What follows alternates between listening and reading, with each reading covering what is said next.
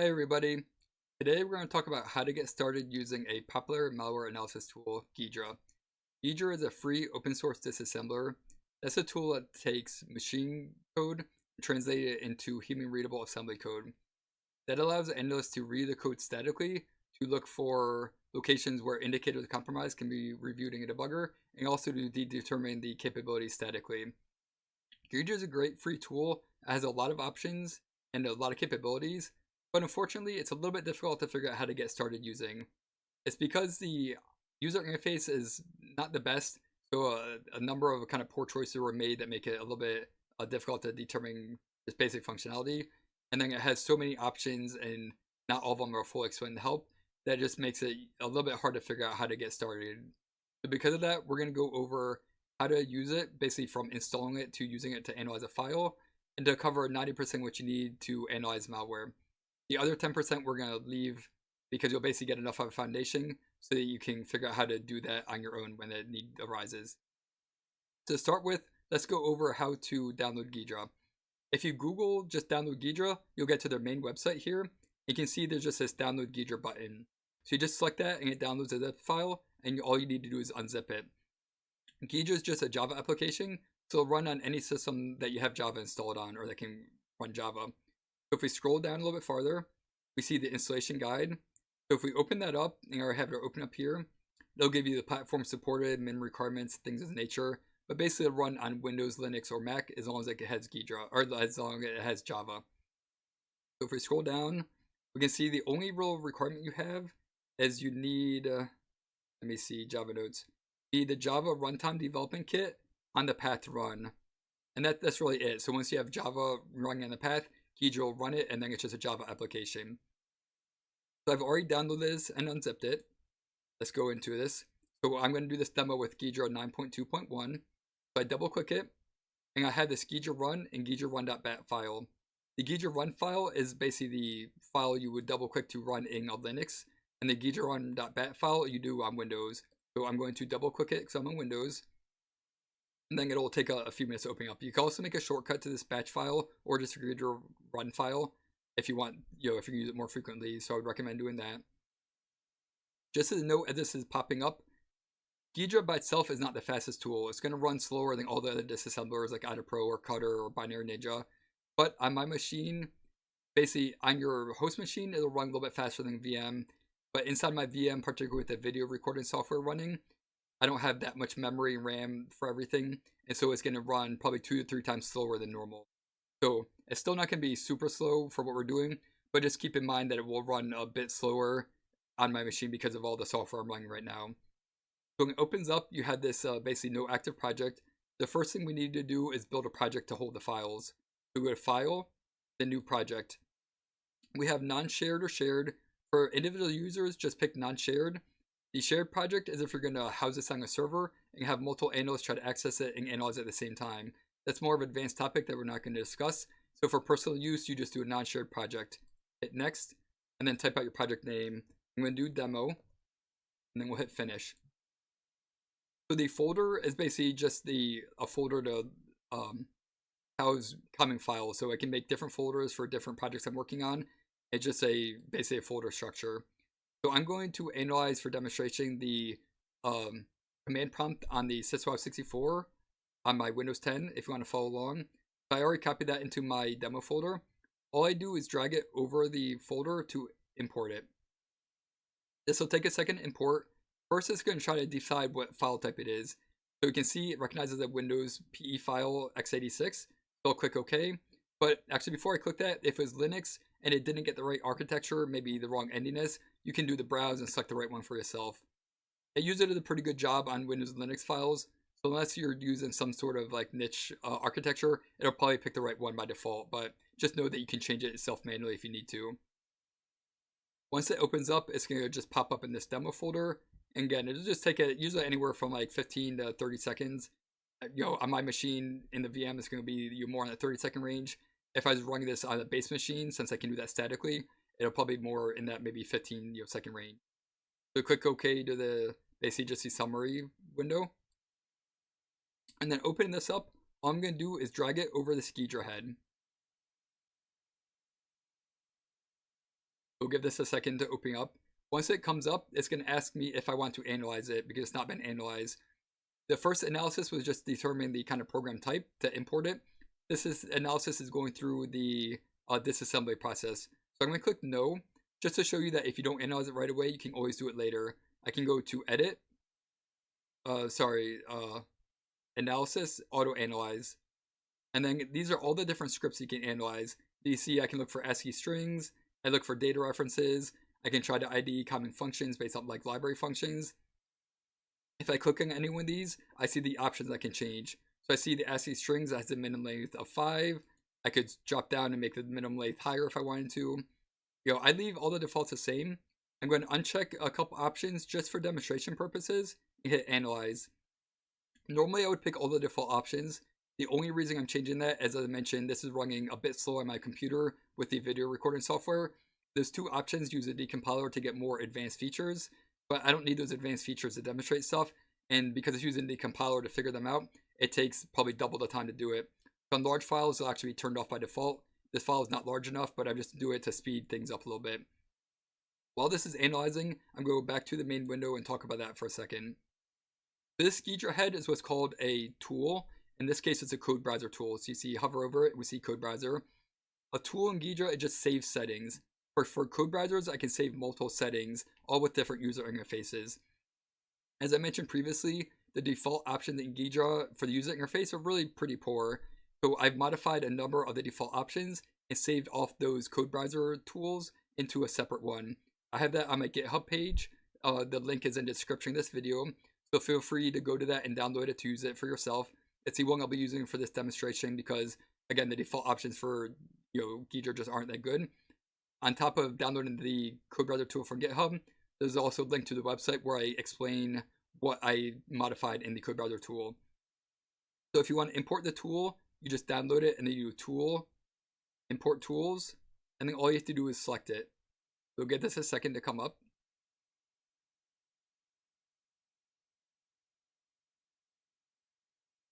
All right, and you see this AGDC code browser 18. And so the code browser 18, the 18 is the font size. The one I have on GitHub is 14. I just make the one used for YouTube videos a little bit bigger because it's easier to see when you're watching the video versus if you're just looking at manually on a computer. Now you see I have two code browsers, the original and the code browser 18. So if I grab this over the code browser 18, it'll open up with my customized code browser. But I don't want to see both of these because then I get confused. So I can right click the original and hit delete. So now I just have my code browser 18. You don't have to be worried about if you delete it though. I can always import it again. I go to tools, import default tools, and now I have this code browser and I can hit OK, and then I can get it back. So don't worry about doing customizations. You can always go back to default if you want.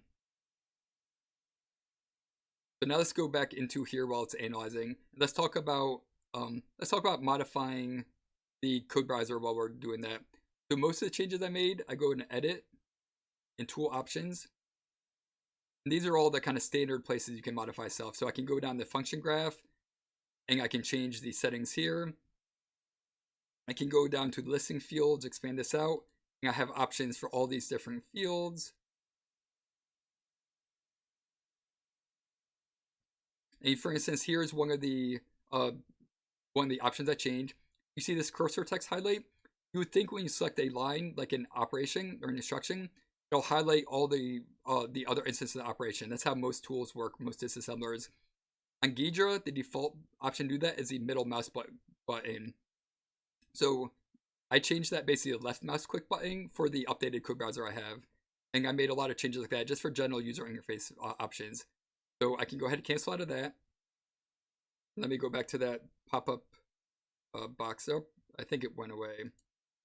Okay, so pop-up box went away, but all that was in basically OK box. I couldn't find the PDB symbol file because I don't have the PDB symbol for the command prompt. So now this is analyzed, I don't want to reanalyze it again. So I can hit the save button. That means if I close it down, and then I drag this over to open up again, I'll do this with my updated code browser tool. And you can see when this opens this time, it's not going to prompt you to reanalyze it because it's already analyzed. You see my font got bigger. That's because I have my updated code browser tool. I also have an extra functions window here on top of the decompiler. Once I analyze this and make comments or mark it up, if I want to save off the file, I can go to File and do Export Program. And then I would just output it here. So it's a Ghidra zip file, basically just a zip file. I'll hit, I'm going to actually skip this. Well, yeah, actually we'll do this for now. So I'm going to browse here. I'm going to go to C drive, demo, and I'll just export this. I'll just do this as cmd.exe. I'll hit OK. So this will export my save file. Again, I'll have whatever markups I do. So I'm going to close this down. And I'm going to go ahead and delete this original. So I select it, hit the delete key. And now you see I have this command exe.gzf, Ghidra zip file. I just drag it over. I don't have to unzip it. I just drag it over as is and Ghidra recognizes it. And then it imports it. Now that it's imported, I can drag it over the Ghidra head. And then it'll open up and it'll have basically all my save settings. So it'll have any comments I put in, any renaming. It'll be analyzed, all that type of stuff. So if you want to save this off to archive it, if you want to share it for other researchers, that's how you do it. Alright, so now let's talk about this main window view. So this middle view is the flat listing view. This has the assembly instructions in order of the addresses. So you see it starts at the preferred image base and simply goes up in the instructing addresses. On this right hand side, you normally just start with the decompiler view. This has a decompile view for whatever function you're currently in. We're not in a function, we're in a header, that's why it's empty. So this will try to translate the assembly and put a logically equivalent source code or of C code for that function. It's a view I don't use that much because I don't like to use a decompile view. It doesn't always work. It's not always accurate. So I tend to look at the assembly so I can get the more accurate listing, and then also so I can look for YAR rules. But if you want to use the decompile view, that's where it is. This functions view is one that I opened up. So if I close this down, I can hit the X button. If I want to reopen it, I go to Windows, and I go to Functions. And you see it will open it up in the last place I opened it up in. If I want to move it somewhere else, I grab the title bar, I just drag and drop it over to another window, and it'll open up there again. I can drag, drop it wherever I want. If I want to pop it out completely, I drag it over basically a non-window. You see like this middle title bar, and then it'll pop it out completely. Oh, sorry, let me do that again. Try it right here. It should pop it out there, and now it got popped out. Again, if I close it down and I reopen it, it's going to go to the same place, so I can drag it back into the window, get it to where I was at. Another window I like is the define data, or define strings. So I go to define strings here, and then this has all of my strings that Ghidra recognized in the analysis. So I'm going to close this down for now. So let's go to the next window. This program tree in the upper left, it's just basically the program header. So you see it has the headers, the different text sections. The symbol tree, this next window is the one I use more often too. Mostly use it for the imports and exports. So the imports, I can browse down these and look for imports that way. I can also type in the filter. I can type a window of search term there. I'll find all the ones with it. Let me close off that filter. And then the other thing I look for the exports. Well, the functions it has here, but I tend to look in the functions window in a bigger view. It also has labels, classes, namespaces. I don't tend to use those very much, but that's where you can find them. This data type manager, this has all the header files that Ghidra knows about. So it imports and parses a number of Windows headers files by default, and that's where you can find them. Also, if you build custom structures or enums, they'll be in here. Just like before, I can browse through them manually, or I can search through the filter term. I'm not going to look any up right now, but that's where you find them. The last window is this console scripting. This is where when basically your output window for your scripts, all the output will go out there. Anytime you get output that's not a pop-up dialog box, it'll go in this console window, but it's mostly from the scripting. Alright, and so that's all the basic window features. Again, there's more windows here, but I mostly use the functions and the define string. So you can look at the different windows here. They have a Python interpreter that uses Python if you want to do scripting. They have a lot more things, but again, we're just going over the 90% capability, and it'll give you enough information to play with this to find the other 10% yourself. So let's talk about general navigation now. If I'm going to go to a function, I can click a function here, You see it updated.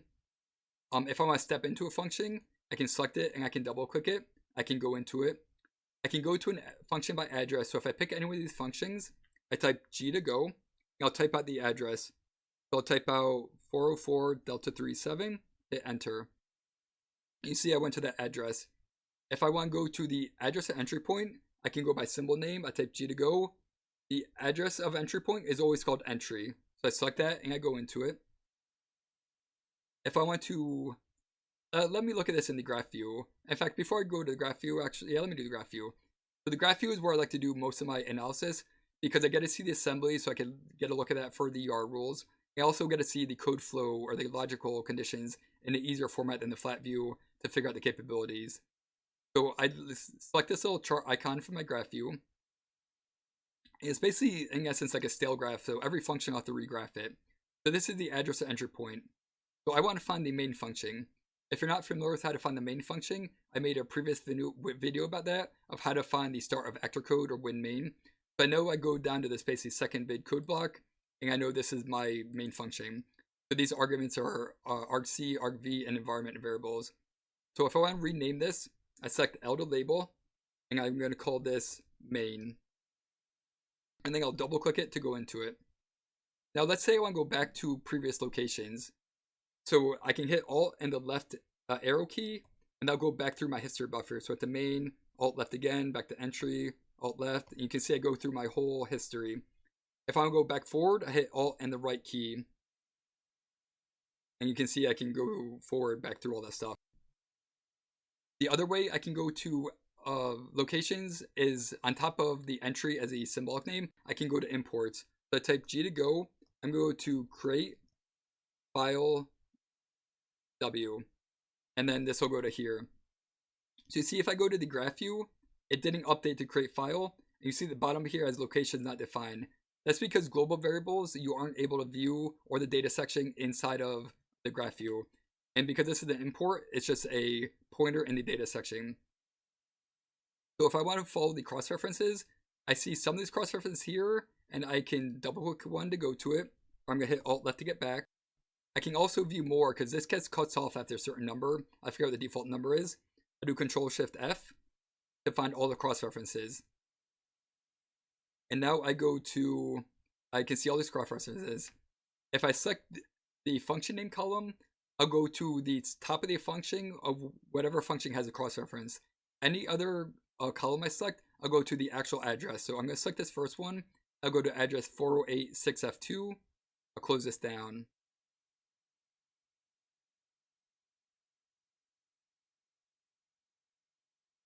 We go back to the graph view. Sorry, it's freezing up for a second. So we're going to give this a second to redraw. You can see it's, if you can read this, performing the graph layout. This is a pretty big function. That's why this one's going to take so long. I see this create file. So I know from my experience that the fifth argument to create file is create disposition. So I do 1, 2, 3, 4, 5. For this 3, I want to replace the 3 with a symbolic name because 3 doesn't make a lot of sense to me. So I go to MSDN. I already have this open. And I scroll down to the create disposition, the fifth argument. And I see that I have options: create always, create new, open always, open existing. So I go back to Ghidra, and I'm going to right click this, and go to set equate. And the set equate basically equates a constant with the symbolic name. The first time you open this up, it'll take a little bit of time to open up. Subsequent times, it'll open up a lot quicker. So it kind of loads things just in time. So the first time will always take a little bit longer.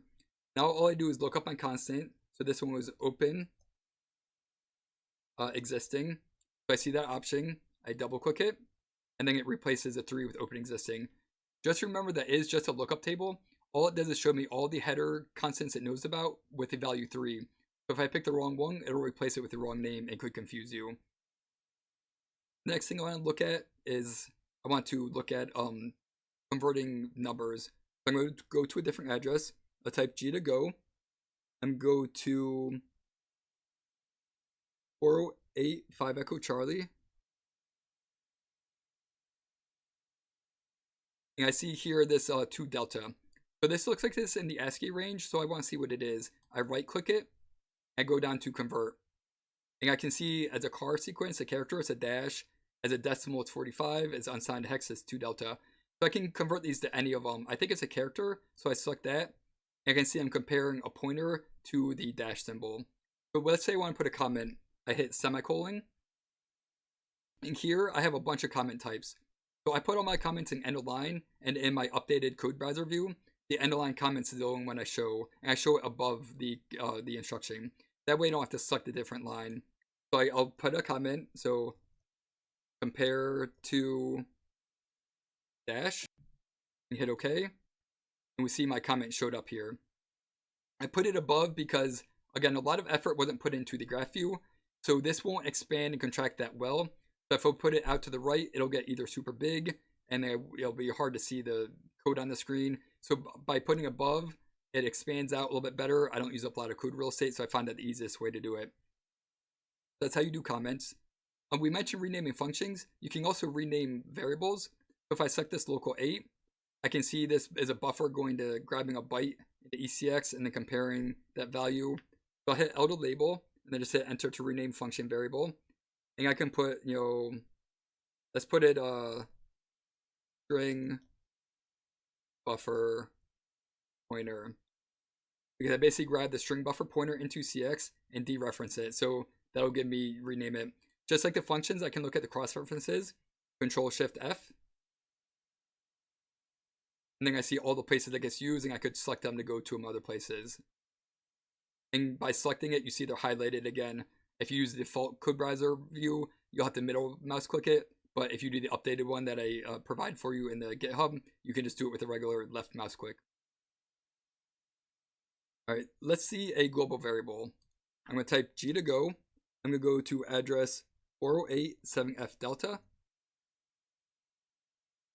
So you see how this didn't update. So I basically have this yellow symbol in the satellite view down here. In fact, we didn't talk about the satellite view. This bottom right is the satellite view. This shows you the satellite view of the entire function, so you can see how big this function is. The yellow is where the cursor currently is. So even though I went to an address, it didn't update, and that's just because the graph view is a little bit buggy.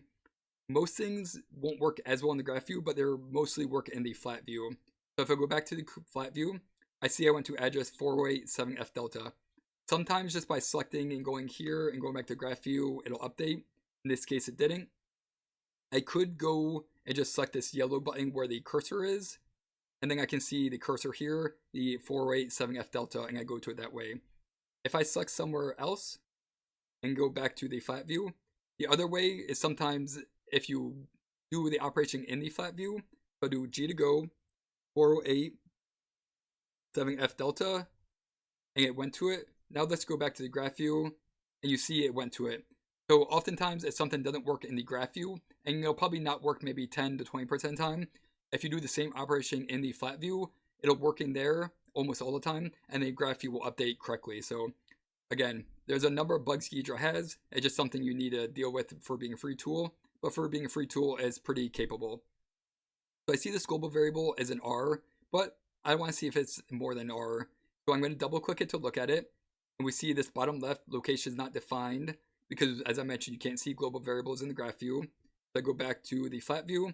I see it's not really R, it's the value RB, and it's a Unicode string. So I'm going to do right click and do data, and then I'll do up the top terminated Unicode string, or you could do terminated C string.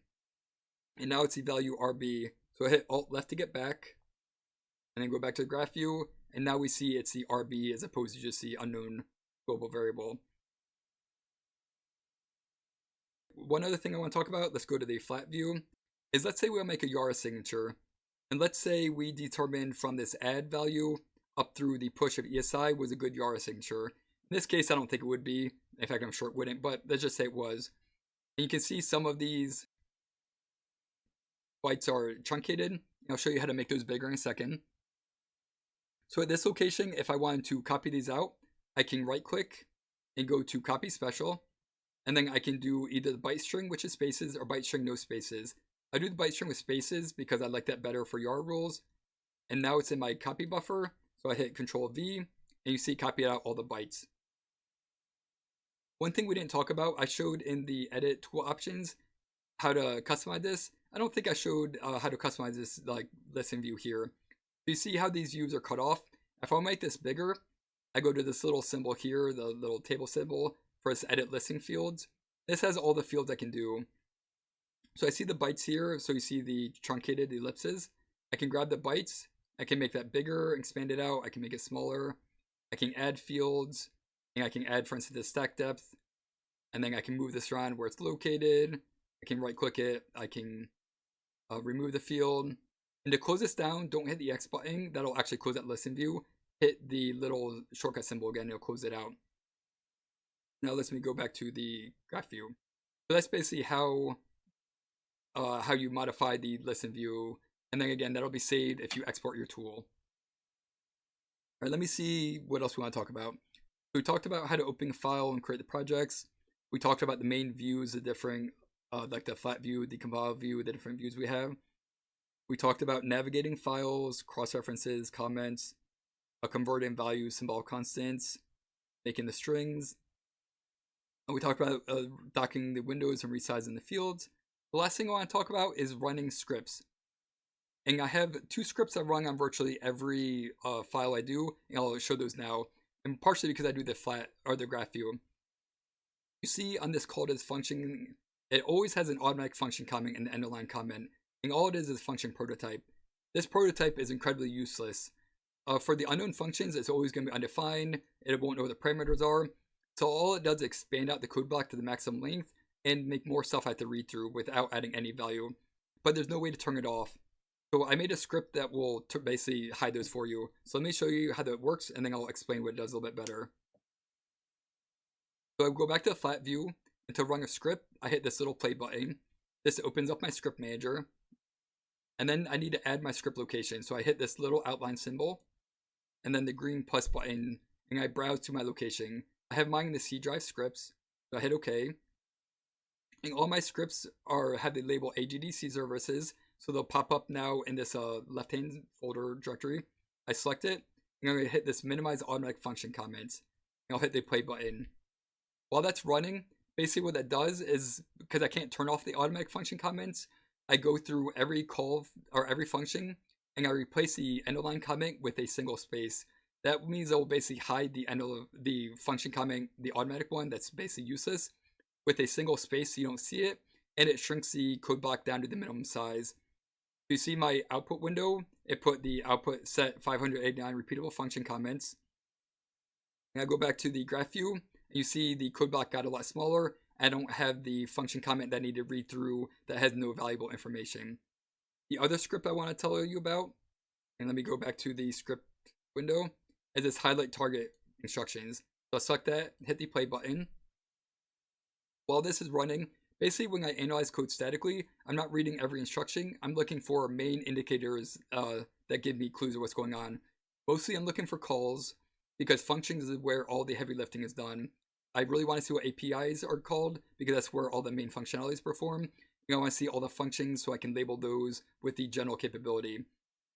On top of that, I'm generally interested in pointers, because that tells me how to get information in and out of functions. I also want to look for possible crypto operations, things like XORs, shifts, adds, things of this nature.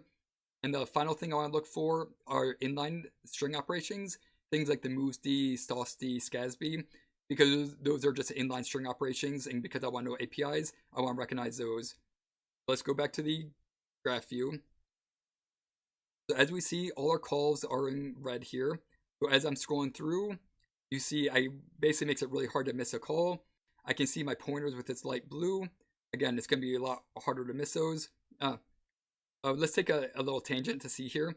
We see this call here and how it's truncated, so I don't know what the call is. So again, that's one of the downsides of Ghidra. The graph view really, I can't really emphasize this as much, but the graph view does not have as much effort put into it as the rest of Ghidra. So here it got truncated, it didn't update correctly. That'll happen maybe 10 to 20% of the time. I can view that in 2 ways. I can make this middle mouse or the middle icon here to expand this out, and then I can see if it's expanded. I see its close handle. I hit the middle button again to collapse it.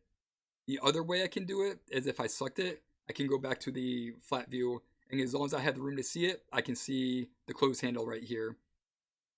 So go back to the graph view. So if you don't see it in the flat view because maybe the view's too small, I could always go into this little edit listen field and it could expand out the operands and make it bigger. So I kind of put this as at a medium size. Unfortunately, you can't dynamically resize this like the other disassemblers. You can only set a max size, so if something goes too far, it'll just get truncated. And in the graph view, it doesn't expand correctly. So even though this should be bigger, because you can see this code block is much bigger than this one, about that 10 or 20% of the time, it won't expand correctly. All right, so let me show you some crypto operations, or potential crypto. I'm going to type G to go to entry. And these aren't actually crypto, but this is first function is setting up my initially my stack cookie. So I'm going to double click this to step into it.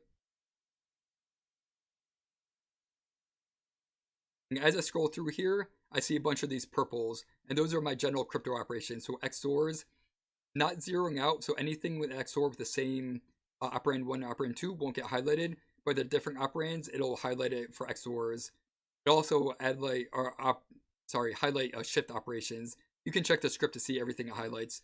But that way, as I'm scrolling through here, I see calls, I see potential crypto functions, I see pointers, and I'll see string operations if they're inlined as instructions. So the last script I want to talk about is these colors are saved in this database. So if I were to save this and export it and share it with another researcher, it'll have these colors in there, and maybe they have a different color scheme and it doesn't work. So I want to reset these basically back to white. I go back to clear instruction colors, and I hit the play button. Unfortunately, I can't just remove the colors. All I can do is set them back to my background color, which is white. And that's, again, just because of bug in Ghidra. If I try to untoggle the colors, it'll basically have like random errors in there, it won't work. You can see here, this is an example of the basic graph view not updating right.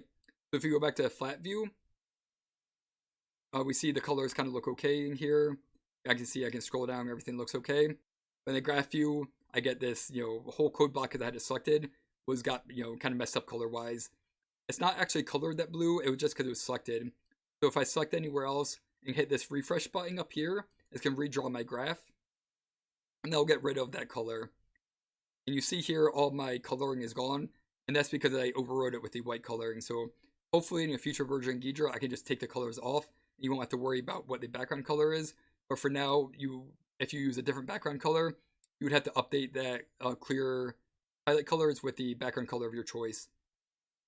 So those are really the two major scripts I run on every file because I don't want to see the automatic function comments, and I really want to highlight the target instructions because, as you can see, scrolling through here, I change the color for calls, but it's not nearly as easy to see calls as it was when they're highlighted, so it's just much easier to miss stuff this way. So I always want to highlight the target instructions. But I think that's really everything we need to talk about. That gives the basic overview of Ghidra, of how to download it, how to install it, how to do the basic operations you're going to use 90% of the time for malware analysis. The other 10% of the time, or 10% of the capabilities, or more niche capabilities, and you should have the basic background now in order to kind of play with the options and kind of fool around with it to figure out how to get it to work. So I hope you enjoyed the topic today. If you did, please like the video below and subscribe to my channel to get notified when new videos come out. I also love to know what you think about the video, so leave me comments. If you want more reverse engineering tips, follow me on Twitter. And if you're interested in structured training, check out my website for the malware analysis class that I offer. Until next time, keep on practicing and try to learn something new every day.